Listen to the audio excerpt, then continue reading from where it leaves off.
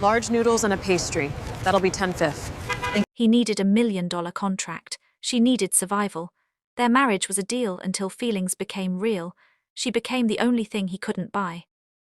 Jade Carter had never been afraid of hard work. She had been afraid of being forgotten.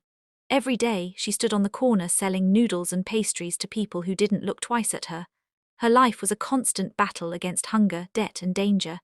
Then the day came when a man in a black suit approached her and offered her a marriage contract. Kang Min-jun was a man who never lost. His empire was built on fear and respect.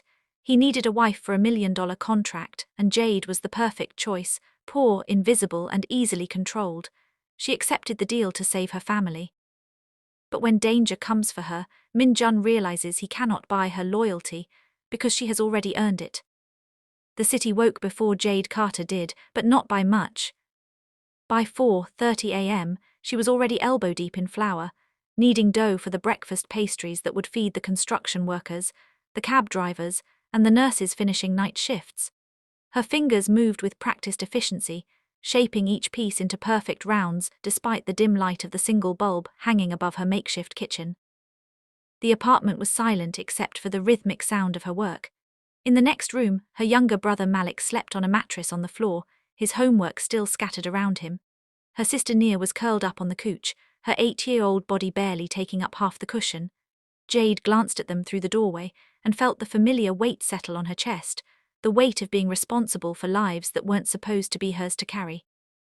But their mother was gone, their father had never been there, so here she was. By 5:45 a.m., Jade had loaded her cart with containers of spicy noodles, fresh pastries, and thermoses of coffee. The wheels squeaked as she pushed it through the dark streets, past the closed storefronts and the sleeping homeless tucked into doorways. She knew every crack in the sidewalk, every corner where trouble liked to gather. Her spot was on the corner of 5th and Brennan, not the best location, but it was hers. She'd fought for it literally 2 years ago when another vendor had tried to claim it. Jade had stood her ground, and the city had learned that the small black woman with the bright smile and tired eyes didn't back down. She set up quickly, unfolding the table, arranging the food, lighting the small burner to keep the noodles hot. Steam rose into the cold morning air, carrying the scent of ginger, garlic, and chili oil. Within minutes, her first customers appeared, faces she recognized, people who came back because her food was good and her prices were fair. "Morning, Jade," Mr. Chen said, a regular who worked at the factory 3 blocks over. "The usual." Coming right up, she ladled noodles into a container, added extra green onions the way he liked, and handed it over with a smile that didn't quite reach her eyes. The morning rush was her favorite time. It kept her hands busy and her mind from wandering to the stack of overdue bills on her kitchen counter, or the way Malik's shoes were falling apart, or the fact that Nia needed glasses she couldn't afford. But survival had taught Jade to focus on what she could control: the quality of her food, the warmth of her smile, and the speed of her hands. By noon the crowd had thinned. Jade wiped down her station and counted the crumpled bills in her pocket. Not bad, not great, but enough for tonight's dinner and maybe a little extra toward the electric bill. She didn't notice the black luxury car that had been circling the block. She didn't see the man in the tailored suit watching her from the tinted window, his dark eyes calculating, measuring, deciding. Kang Min-jun had found exactly what he was looking for. The black luxury car appeared on a Tuesday afternoon, cutting through traffic like a knife through water. Jade noticed it immediately. In her world, you learn to spot danger before it spotted you. The vehicle was too clean, too expensive for this neighborhood. It circled the block twice before pulling up to the curb near her stall. She kept serving customers, but her muscles tensed, ready to run. The back door opened and a man stepped out. He was Korean, mid-30s, with sharp features and eyes that assessed everything in seconds. His suit probably cost more than Jade made in 6 months. Behind him, an assistant emerged, younger, nervous, carrying a briefcase. They approached her stall. "Jade Carter," the assistant asked in accented English. Jade's stomach dropped. Nobody used her full name unless it was trouble. "Who's asking?" The man in the suit spoke, his voice low and controlled. "My name is Kang Min-jun. I have a business proposition for you." "I don't do business with people I don't know." Jade turned back to her noodles, but her heart was racing. "You will want to hear this." Min-jun nodded to his assistant, who opened the briefcase and pulled out a folder. You have debts, medical bills from your mother's treatment, rent arrears, your brother's school fees. I can clear all of it. Jade's hands froze over the pot. How do you know about that? I know everything I need to know. Minjun's expression didn't change. I need a wife for 6 months, a marriage contract. You fulfill the terms, your debts disappear, and you receive $50,000. Jade laughed, but it came out harsh. You're insane. Why would someone like you need someone like me? Because you're perfect, Minjun said simply. No criminal record, no scandals, no connections to my world. You're invisible. That's exactly what I need. The word stung more than Jade wanted to admit. Invisible. That's what she'd been fighting her whole life. Being seen, being valued, being more than just another struggling face in the crowd. I'm not interested, she said firmly. Minjun didn't move. Your brother Malik, he owes money to Derek Thompson's crew. $3,000 from a basketball bet he couldn't pay. They'll come for him tonight. Jade's blood turned to ice. You're lying. I don't lie, I'm offering you a solution. Minjun pulled out a business card and placed it on her counter. You have until sunset to decide. After that I find someone else, and your brother faces his consequences alone. He walked back to the car without waiting for a response. Jade stared at the card, her hands shaking. She wanted to throw it away to pretend this conversation never happened, but she knew the truth. Minjun wasn't bluffing. Malik had been acting strange lately, coming home late, avoiding her questions. She closed her stall early and went home. Malik was in the living room packing. When he saw Jade, guilt flashed across his face. Is it true? Jade asked quietly. Malik's shoulders slumped. Jade, I'm sorry, I thought I could win it back, I thought. $3,000, Malik, are you out of your mind? They said if I don't pay by tonight they'll. His voice broke. Jade pulled him into a hug, feeling his fear and regret. He was 17, stupid and scared. He was her responsibility. She looked at the business card still clutched in her hand. At sunset, Jade stood outside an upscale restaurant in a part of town she'd never been to. The doorman looked at her street clothes with disdain, but when she mentioned Minjun's name, his expression changed immediately. She was escorted to a private room in the back. Minjun sat at a table with documents spread before him. He looked up when she entered, unsurprised. I accept, Jade said, hating how her voice trembled. Sit, Minjun gestured to the chair across from him. Jade sat, feeling like she was signing away her soul. The terms are simple, Minjun explained, sliding a contract toward her. We marry in 3 days. You live in my home, attend events when required, and maintain the appearance of a real marriage. In 6 months we divorce quietly. You receive your payment and leave. Why 6 months? I need to secure a contract with an international investor. He's traditional, values family stability. Once the deal is signed, you're free. Jade scanned the contract, her hands shaking. And my family's debts. Cleared tonight, your brother's debt included. Minjun pushed a pen toward her. Do we have an agreement? Jade thought about Malik, about Nia, about the endless struggle that had been her entire life. She thought about her mother's grave that she could barely afford to maintain. She thought about survival. She picked up the pen. One condition, Jade said, meeting Minjun's eyes. You don't touch my family. Whatever happens, they stay safe. Something flickered in Minjun's expression, respect maybe, or recognition. Agreed. Jade signed her name. Minjun signed below hers. Then extended his hand. Welcome to the arrangement, Mrs. Kang. Jade shook his hand, feeling the coldness of his grip. She just made a deal with the devil. The wedding took place in a private office building at midnight. Jade arrived in the same clothes she'd worn to the restaurant, jeans and a faded jacket. Minjun's assistant had offered to buy her a dress, but she'd refused. This wasn't a real wedding. She wouldn't pretend it was. The room was sterile. White walls, fluorescent lights, and a small table with documents. No flowers, no music, no guests. Just Minjun, his assistant, a lawyer, and an officiant who looked like he'd done this kind of transaction before. Jade stood beside Minjun, feeling the weight of the moment. The officiant was brief. We are gathered here to witness the legal union of Kang Minjun and Jade Carter. Do you, Kang Minjun, take this woman as your lawfully wedded wife? I do, Minjun's voice was flat, businesslike. Do you, Jade Carter, take this man as your lawfully wedded husband? Jade's throat tightened. She thought about running, about grabbing the pen and stabbing it through the contract, about screaming that this was wrong. But then she thought about Malik's terrified face, about the eviction notice on their door, about Nia's worn-out shoes. I do, she whispered. The officiant nodded. By the power vested in me, I now pronounce you husband and wife. You may sign the documents. No kiss, no rings, just signatures. Jade signed her name 3 times, her hand shaking with each stroke. Minjun signed with the same cold efficiency he brought to everything. When it was done, the lawyer collected the documents and left. The officiant followed. Minjun's assistant lingered by the door. Congratulations, the assistant said awkwardly. Jade didn't respond. Minjun pulled out his phone and made a call. It's done, transfer the funds. He hung up and turned to Jade. Your family's debts have been cleared, the money will be in your account by morning. Thank you, Jade said, though the words felt hollow.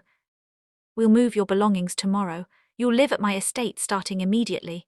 Minjun's tone was strictly professional, as if they were discussing a business merger, not a marriage. I need to tell my brother and sister, Jade protested. Tell them you've taken a live-in job, they can't know the truth. Minjun's eyes were hard. This arrangement stays secret. If anyone discovers the real nature of our marriage, the deal is void. Jade clenched her fists. They're my family, I can't just disappear. You're not disappearing, you'll visit them once a week supervised, those are the terms. You didn't mention that in the contract. I'm mentioning it now. Minjun stepped closer, his presence overwhelming. Understand something, Jade, you're in my world now. There are rules and you will follow them. Your family's safety depends on your cooperation. The threat was clear. Jade wanted to fight, to scream, to hit him, but she'd learned long ago that survival meant choosing your battles. Fine, she said through gritted teeth. Minjun nodded. My driver will take you home, pack only what you need, tomorrow morning you move in. He walked out without another word, leaving Jade alone in the empty room. She looked down at her hand, now legally bound to a man she didn't know, a man who saw her as a tool, a prop, a means to an end. She'd sold herself for her family's survival, and she had no idea how she'd survive the next 6 months. The estate was a fortress disguised as elegance. Jade arrived at dawn, driven in a black car with tinted windows. The gates opened automatically, revealing a long driveway lined with manicured gardens. The mansion itself was modern and sprawling, glass and stone, sharp angles and clean lines. It looked like something from a magazine, not a place where people actually lived. A woman in a housekeeper's uniform met her at the entrance. Mrs. Kang, the woman said with a slight bow, I'm Mrs. Park, I'll show you to your quarters. Jade followed her inside, her sneakers squeaking on the marble floors. Everything was pristine, too pristine. The silence was oppressive, broken only by the click of Mrs. Park's heels. They climbed a curved staircase to the 2nd floor. Mrs. Park opened a door at the end of the hall. This is your room, she said. Jade stepped inside and stopped. The room was enormous, bigger than her entire apartment. A king-sized bed dominated one wall, covered in expensive linens. There was a sitting area with a couch and chair, a walk-in closet, and floor-to-ceiling windows overlooking the gardens. A door led to a private bathroom with a tub that could fit 3 people. It was beautiful. It felt like a cage. Mr. Kang's room is at the other end of the hall, Mrs. Park explained. You'll have privacy. Breakfast is served at 7, lunch at noon, dinner at 7. If you need anything, use the intercom. Where is Minjun? Jade asked. Mr. Kang is in his office, he works most hours. Mrs. Park's expression remained neutral. He asked that you settle in today. Tomorrow you'll begin learning your duties. What duties? How to behave at public events, proper etiquette, the image you must maintain. Mrs. Park bowed again. I'll leave you to rest. She left, closing the door softly. Jade stood in the middle of the room, feeling utterly alone. She explored her new prison. The closet was already filled with clothes, dresses, skirts, blouses, all in her size. Shoes lined the shelves, jewelry sat in velvet boxes. Minjun had prepared everything. She hated it. That evening, a maid knocked and informed her that dinner was ready. Jade followed her downstairs to a dining room with a table that could seat 20 people. Only 2 places were set, one at each end. Min Jun was already seated, reading something on his tablet. Jade sat down, the distance between them absurd. Servants brought food, courses Jade didn't recognize, prepared with precision. She ate in silence, hyper-aware of Min Jun's presence. "You'll meet with a stylist tomorrow," Min Jun said without looking up, "and an etiquette coach." "I know how to behave," Jade said. "Not in my world." Now he looked at her, his gaze assessing. "You'll attend a charity gala with me next week. You need to be ready." "I'm not a doll you can dress up."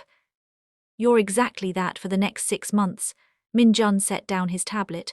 "I paid for the privilege, don't forget that." The words hit like a slap. Jade stood abruptly, her chair scraping the floor. "I'm not hungry." She walked out before he could respond. Back in her room, Jade locked the door and sat on the bed, trembling with anger and humiliation. She pulled out her phone and called Malik.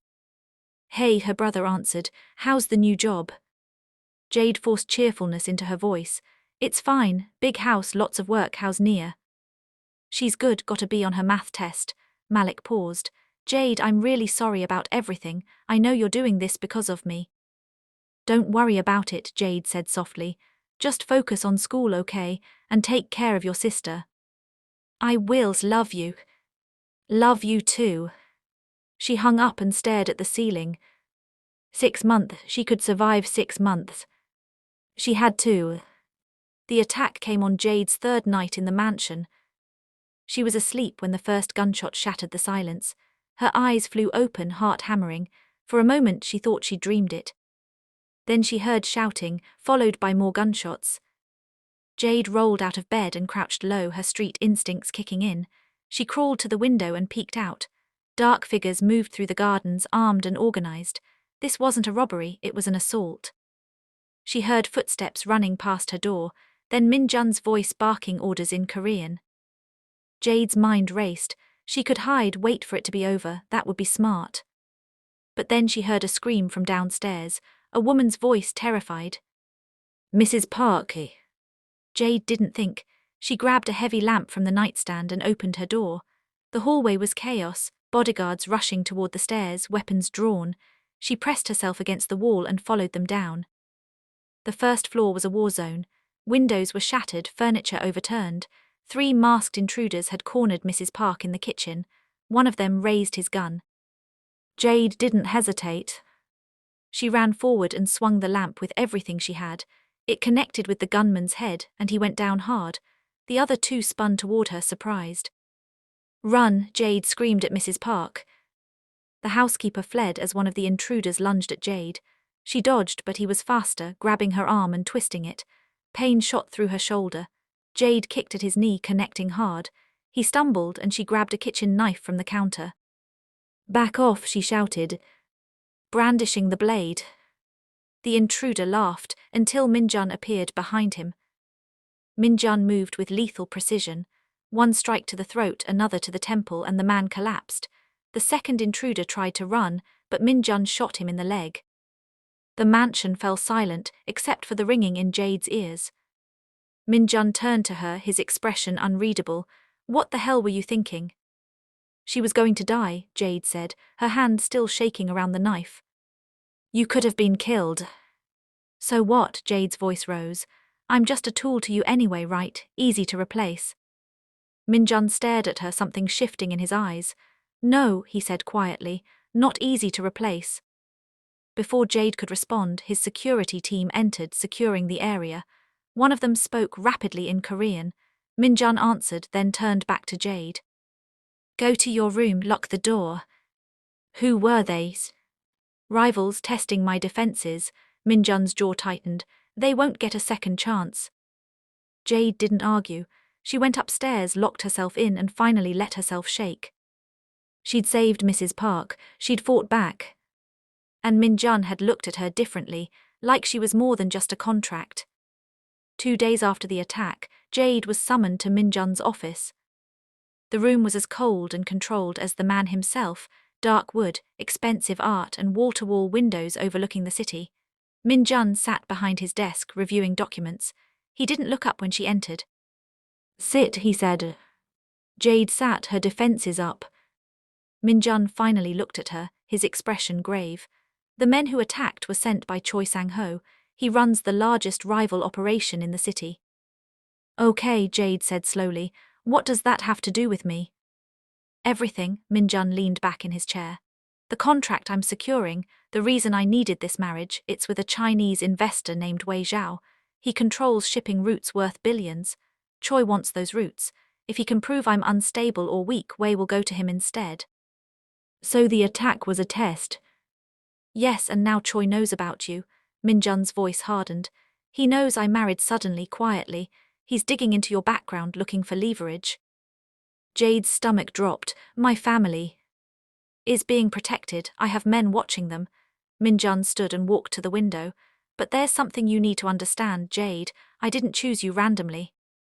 You said I was invisible, nobody important. I lied. Minjun turned to face her. I chose you because you have no connections to my world, which makes you unpredictable. I chose you because you're a survivor, and survivors are harder to break. I chose you because Wei Zhao values authenticity, and a street vendor turned wife is authentic. Jade felt her anger rising. So I'm still just a tool, just a more useful one. You were, Minjun admitted, but after the attack Choi believes you're my weakness, that makes you a target. Then let me go, end this now. I can't. If I divorce you now, Wei will see it as instability. The deal collapses. Minjun moved closer, his presence overwhelming. You're trapped, Jade, just like me. I hate you, Jade whispered. I know, Minjun's voice was almost gentle. But hate me or not, we're in this together. Choi will come after you to get to me. You need to be ready. Ready how? Training, self-defense, understanding my world. Minjun pulled out a file and handed it to her.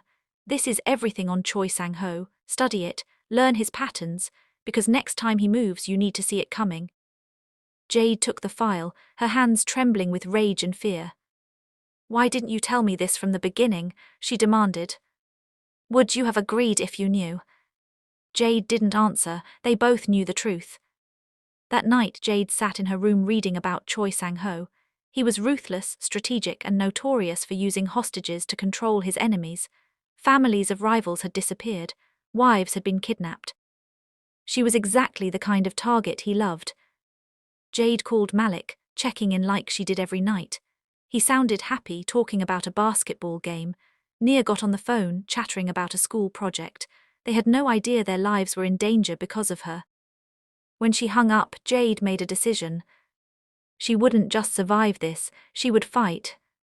If Minjun's world wanted to swallow her, she'd make damn sure it choked. Minjun found Jade in the training room at midnight. She'd been at it for hours, hitting the punching bag with raw, unrefined fury. Her knuckles were bleeding, her shirt soaked with sweat. She didn't stop when he entered. You'll injure yourself, Minjun said. Good, Jade hit the bag harder. Maybe then I'll feel something other than rage. Minjun watched her for a long moment. He'd seen countless people train in this room, trained killers, disciplined soldiers. But Jade fought like someone with everything to lose and nothing to prove. It was chaotic, desperate, and strangely beautiful. You're angry, he observed. Brilliant deduction. Jade finally stopped, breathing hard. You used me, you made me a target, and my family pays the price if I fail. Yes. His honesty seemed to surprise her. That's it, Jade demanded. Just yes, no apology, no justification. Would it change anything? Minjun stepped closer. I am what I am, Jade. I built my empire on calculated risks and necessary sacrifices. You were both. I'm not a sacrifice, Jade said, her voice shaking. I'm a person. I have a brother who looks up to me, a sister who still believes in fairy tales, a mother buried in a cemetery I can barely afford to maintain. Tears streamed down her face and she didn't bother wiping them away. I had a life before you bought it. Minjun felt something crack inside his chest. He'd spent years learning to view people as assets or threats. Emotions were weaknesses to exploit. Love was a liability. But standing there, watching Jade cry while her bleeding hands trembled with exhaustion and rage, he couldn't see an asset. He saw a woman who'd been forced into an impossible situation and refused to break. He saw strength he didn't know existed. He saw someone who made him question everything he'd become.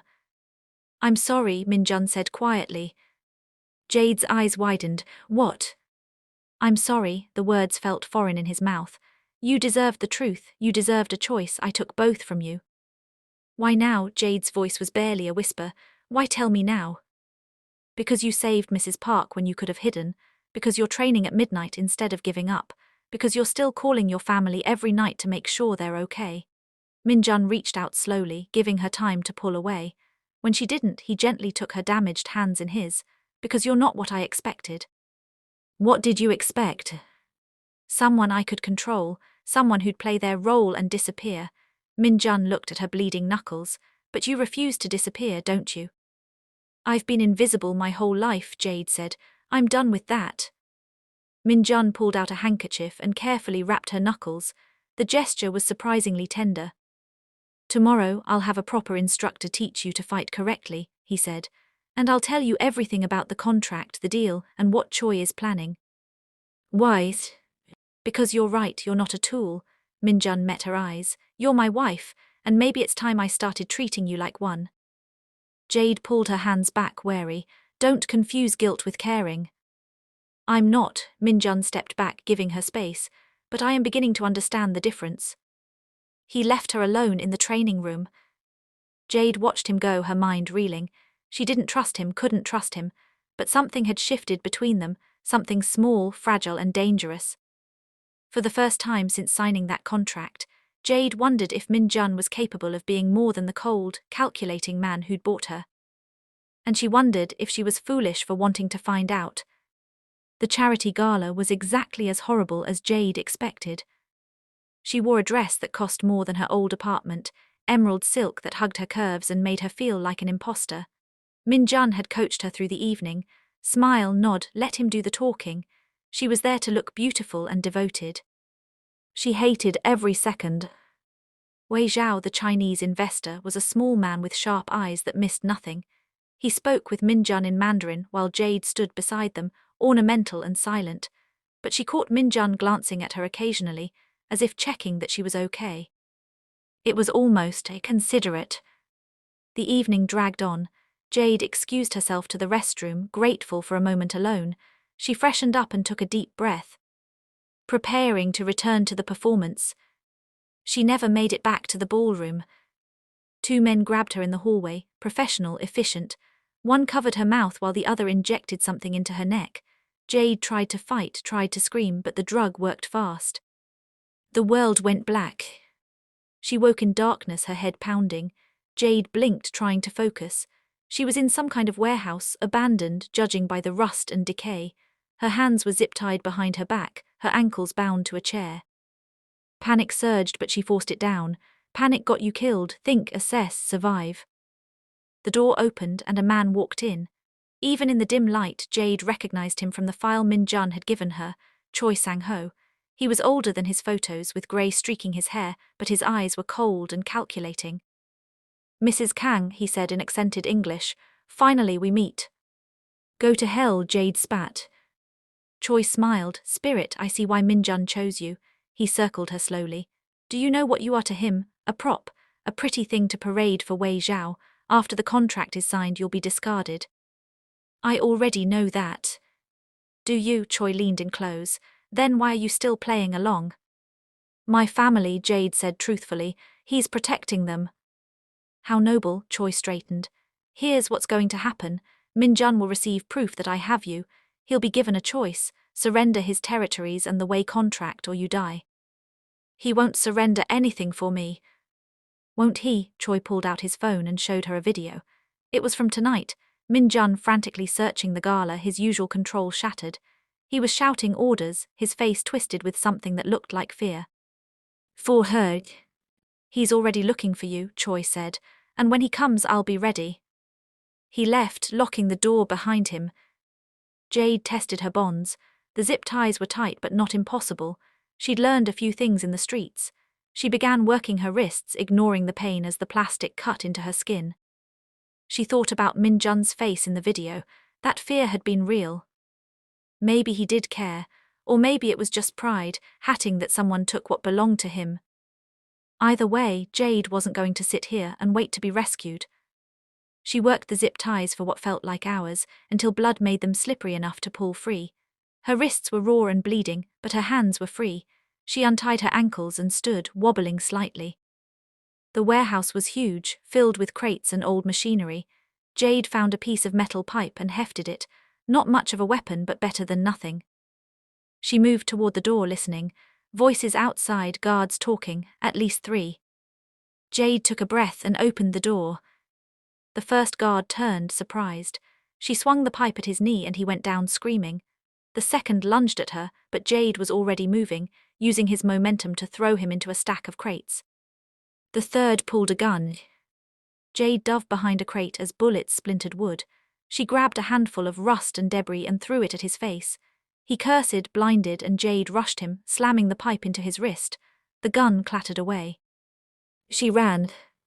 Alarms blared, shouts echoed behind her.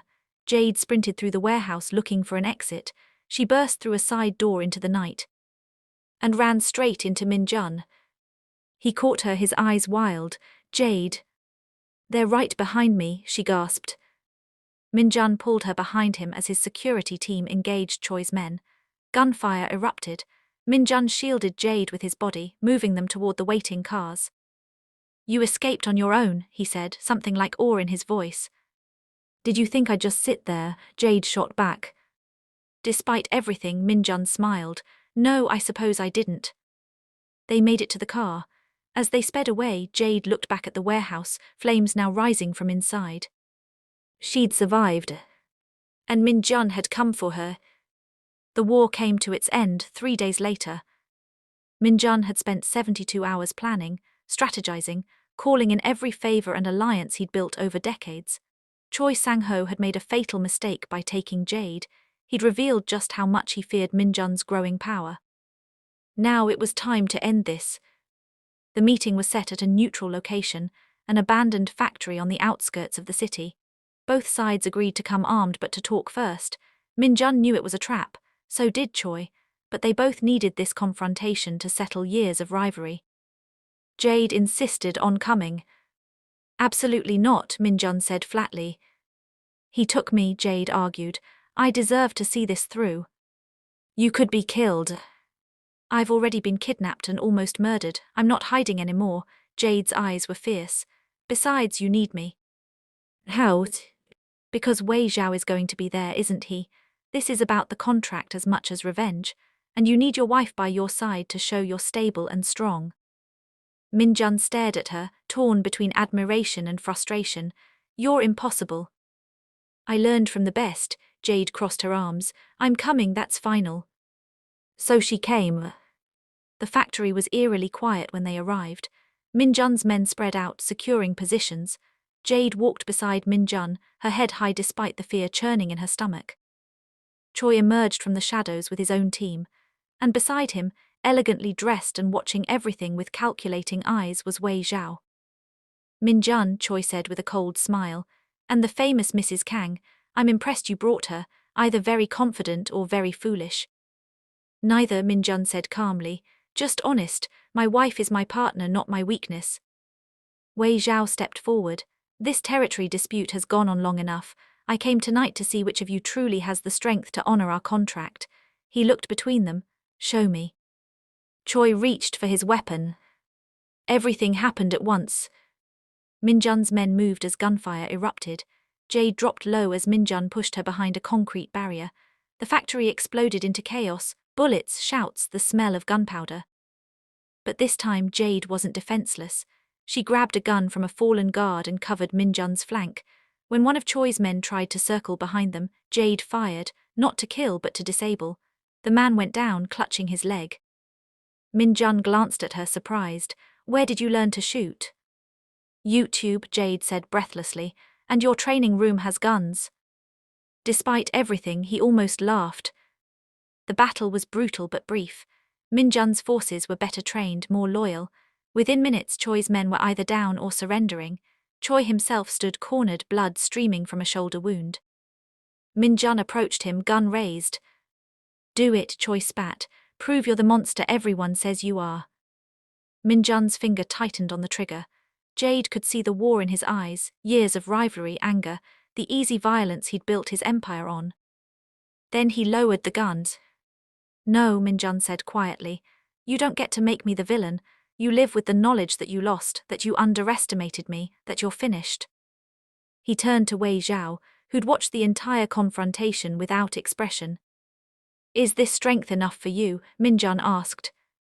Wei Zhao smiled slightly. "Mercy is the greatest strength of all, especially when it's calculated." He glanced at Jade. "And your wife fights beside you, that is true partnership." He extended his hand. "The contract is yours, Minjun." Minjun shook it, sealing the deal that had cost so much. As police sirens wailed in the distance, Minjun had anonymously tipped them to Choi's location. Jade and Minjun walked out of the factory together.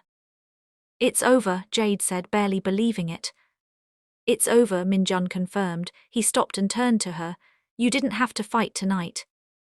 "Yes, I did. You're my—" Jade paused, the word catching in her throat.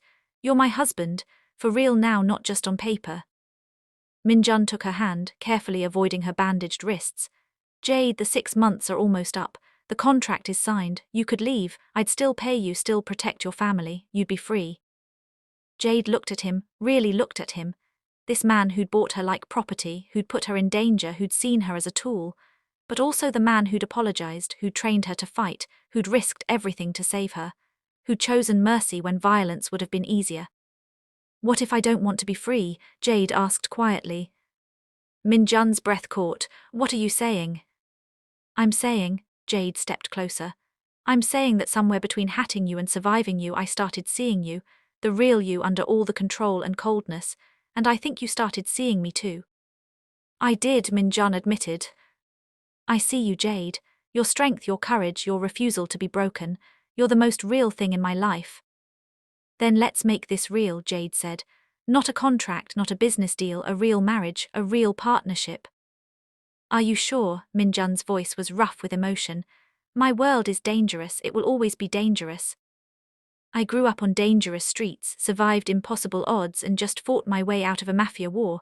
Jade smiled. "I think I can handle it." Minjun pulled her close and for the first time he kissed her. Not for show, not for appearances, but because he wanted to. Because she was his and he was hers and it was real. When they broke apart, both were breathless. "I love you," Minjun said. "I don't know when it happened. Maybe when you saved Mrs. Park. Maybe when you trained until your hands bled. Maybe when you escaped on your own because you refused to be a victim." "I love you too," Jade said. "Even though you're impossible and controlling and you bought me like a piece of furniture. I'll spend the rest of my life making up for that." "Good, because I'm expensive now." Minjun laughed, a real laugh, full and genuine, worth every penny. They walked to the car together, hand in hand, ready to face whatever came next. 3 months later, the city looked the same, but everything had changed. Jade stood at her street corner, but it wasn't the same corner anymore. Minjun had bought the entire block and renovated it into a small marketplace. Her stall was now a proper shop with glass windows, a working kitchen, and a sign that read Jade's Corner in elegant script. She'd refused the fancy name Minjun suggested. This was still her place, still her rules. The morning rush was in full swing.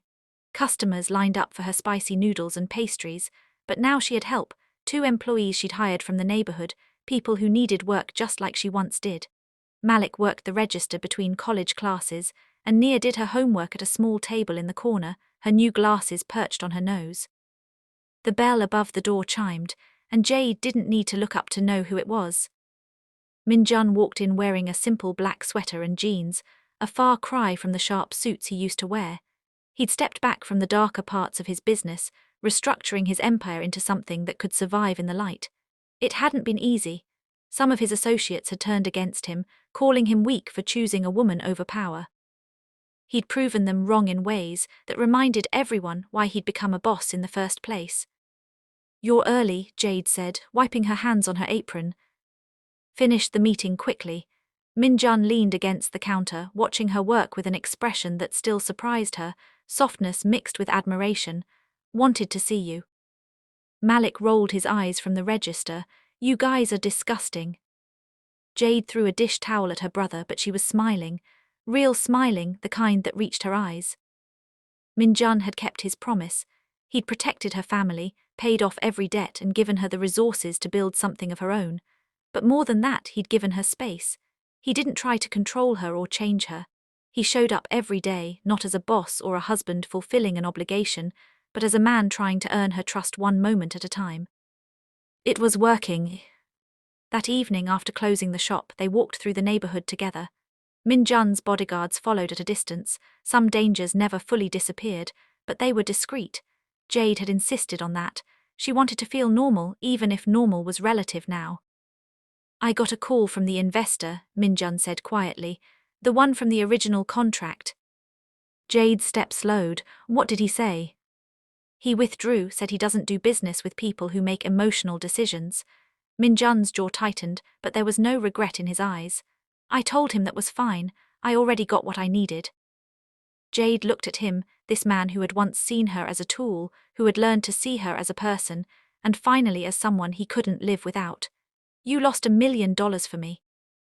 I lost $1 million, Min Jun agreed, stopping to face her. But I gained something I can't put a price on. I gained you, your trust, your presence, your laugh when Nia tells terrible jokes, your strength when I forget mine. He reached for her hand, his thumb brushing over her knuckles. I gained a life worth living. Jade felt tears prick her eyes, but she didn't let them fall. She'd cried enough. Now it was time to build. I'm still not easy to love, she warned him. Good, Min Jun said, pulling her closer. I never wanted easy. Easy is boring. Easy doesn't challenge me to be better. He cupped her face gently. You make me want to be better, every day. You're getting soft, Jade teased, but her voice was thick with emotion. Only for you, Min Jun kissed her forehead. The rest of the world still gets the cold bastard they expect. They continued walking, eventually reaching the small cemetery where Jade's mother was buried. Jade visited once a week, always bringing fresh flowers. Min Jun had offered to buy an elaborate monument, but Jade refused. Her mother wouldn't have wanted that. Instead, he'd quietly arranged for the cemetery to be maintained, for her mother's grave to always be cared for. It was the kind of gesture that meant more than grand displays, thoughtful, personal, done out of love rather than obligation. Jade placed the flowers and stood silently for a moment. I wish she could have met you, Jade said softly. The real you, not the man who bought me. She would have liked you. You think so? She always said the measure of a man isn't where he starts, but whether he's willing to change. Jade smiled. You changed. For me, yes, but also for yourself. Min Jun wrapped his arm around her shoulders. She raised an incredible daughter. I wish I could have thanked her. They stood together as the sun set, painting the sky in shades of orange and pink. Later that night, back at the mansion that now felt like home, Jade and Min Jun sat together in what used to be his cold, formal office. She'd slowly transformed it, adding plants, colourful cushions, photographs of her family. Min Jun had initially protested, claiming it was unprofessional. Now he admitted he liked it better this way. I've been thinking, Jade said, curled up beside him on the couch they'd added, about the future. Oh, Min Jun set down the report he'd been reading, giving her his full attention. Your world is still dangerous. People still want what you have, but I don't want to live in fear anymore. Jade met his eyes. I want to be part of the solution. Train me properly. Teach me your business, the legal parts. Let me help you build something that doesn't rely on violence and fear. Min Jun was quiet for a long moment. You want to be my partner, truly. I already am, Jade said. Let's make it official in every way. The board will never accept. The board will accept what you tell them to accept, Jade interrupted. And if they don't, we'll prove them wrong, together. Min Jun studied her face, seeing the determination there. The same determination that had made her survive the streets, that had made her fight when she was kidnapped, that had made her see him as more than a monster. All right, he said finally, partners. He extended his hand formally, and Jade shook it, laughing.